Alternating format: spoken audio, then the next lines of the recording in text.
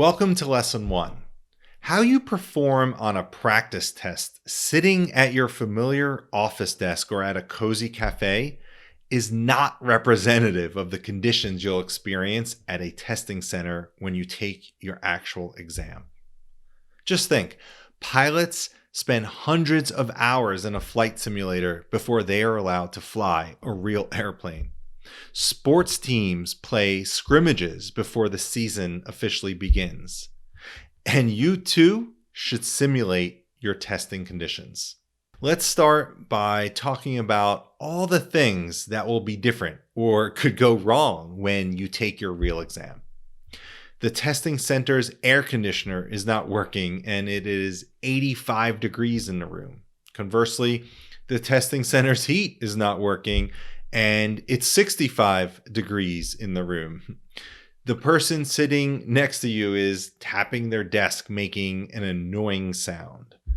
The noise canceling headset that is supposed to help you focus during your exam actually causes you to have racing thoughts. The shirt you are wearing doesn't sit right around your neck and is uncomfortable.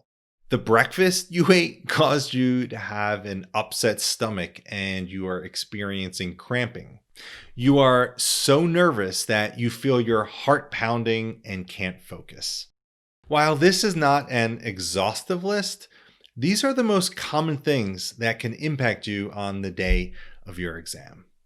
The good news is that you could spend time putting yourself in these scenarios so that if they do occur, at least you'll be somewhat inoculated. Let's go through each of these situations and look at them in greater detail.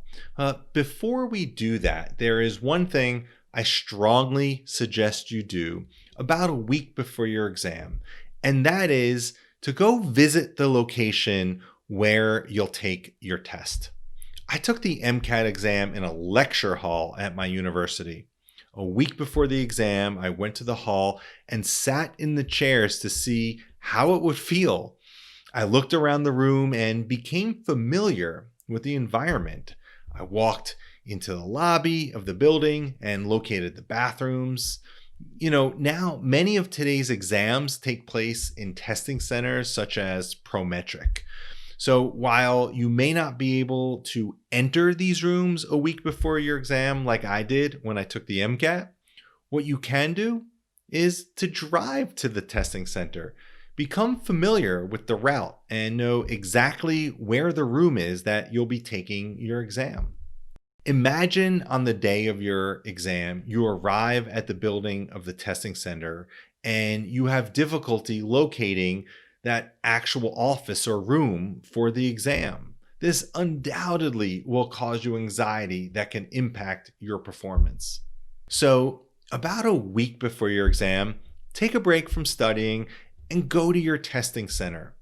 However you plan on getting there on the actual exam day, do the same here. Whether it is getting in your car, having a friend drive you, walking, or taking public transportation. I strongly suggest that you do this. The next thing you can do happens when you take your full-length mock exam. We spoke about this in the previous section. Whether it is a few days or a couple weeks before your real exam, plan to simulate the actual testing conditions when you take this full-length mock exam. Let's spend some time on this. These are all the things you can do to simulate real testing conditions. The time you go to bed should be the same. The time you wake up should be the same. The clothes you plan to wear should be the same. What you eat for breakfast should be the same. Then estimate how long it will take from the time you leave your house to the time you begin your exam. If it will be 2 hours from the time you're done with breakfast to the time your exam is scheduled, then wait 2 hours before you begin your mock exam. Now, here's something that I like to do for myself, but we'll leave it up to you to decide if it is right for you. Chances are, on the day of your actual exam, when you show up to the testing center and told to begin your exam, your heart rate is likely accelerated. Whether this is anxiety or anticipation, the adrenaline flowing is going to have a physiologic effect.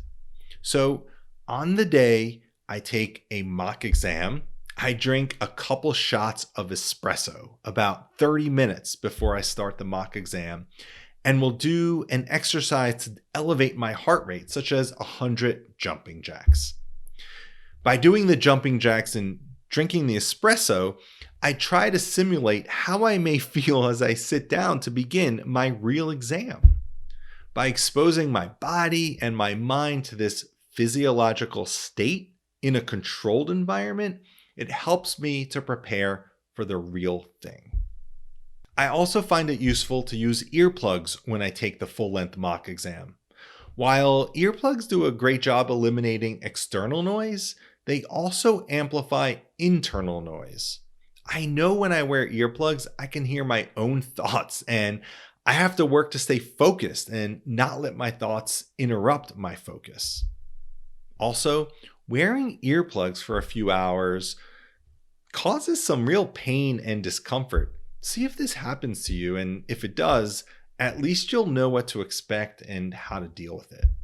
As you know, you will not be able to control the temperature of your testing room. Hopefully, the thermostat is set appropriately and the room is comfortable. But oftentimes, due to the number of people and computers in these testing centers, rooms could get hot over the course of a day. So if your exam is in the afternoon, you may have a very hot room to contend with.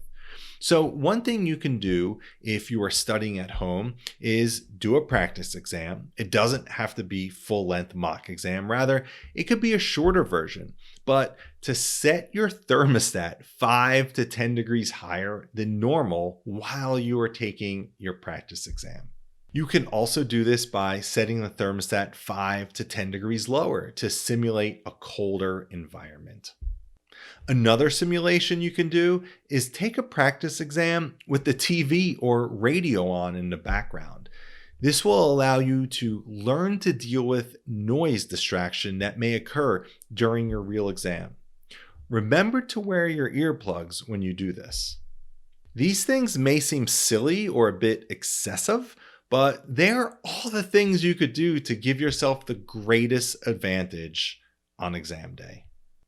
The more you can do to replicate exam day conditions before the real exam, the more comfortable and confident you'll feel when you actually take it. One last activity that is critical to do is to review the actual exam interface that your exam will be administered on. Don't leave this to the tutorial time that you are provided before your exam. Rather, go to the website of the certifying body or through the information materials you were provided about the exam, and oftentimes the same tutorial that is provided prior to your exam can be accessed online. Spend 10 minutes to review the interface. Click on all of the features such as the next and previous buttons. Maybe you'll need a calculator function, or there is a button for reference values. Explore the entire interface now so that you can skip the tutorial on exam day. To help with your exam inoculation, I included a PDF checklist of the things you could do to reduce anxiety and boost confidence on the day of your exam. Go check it out. In the next lesson, I'll discuss things you could do to reduce your cognitive load days before your scheduled exam. See you then.